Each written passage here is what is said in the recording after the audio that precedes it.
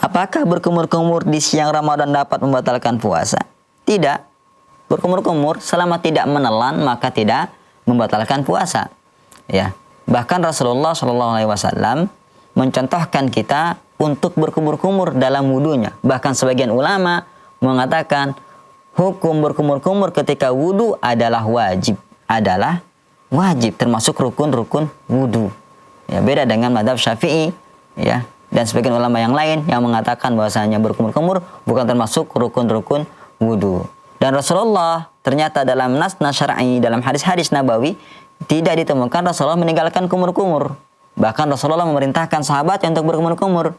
Ya, idza tawadda'ta famadmid. Kalau berwudu maka berkumur-kumurlah.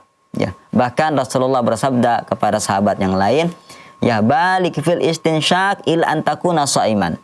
Bermubalaghahlah, berlebih-lebihanlah untuk istinsyak, memasukkan air ke dalam hidung. Kecuali kamu dalam keadaan berpuasa maka jangan dilakukan. Sama dengan kumur-kumur. Ya, bersungguh-sungguhlah dalam berkumur-kumur, tapi jangan sampai masuk ke dalam rongga tenggorokan, ke dalam lambung, jangan.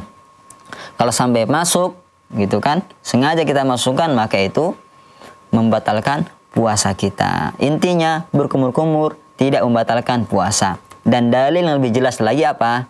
Adalah dalil Umar bin Khattab radhiyallahu an.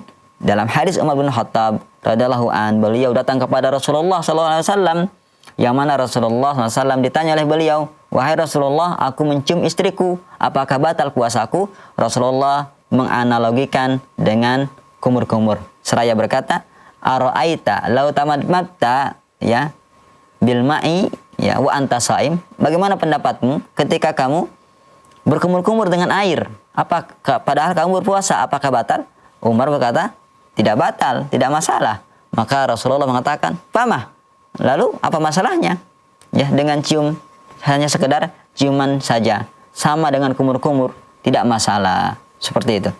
Wallahu a'lam.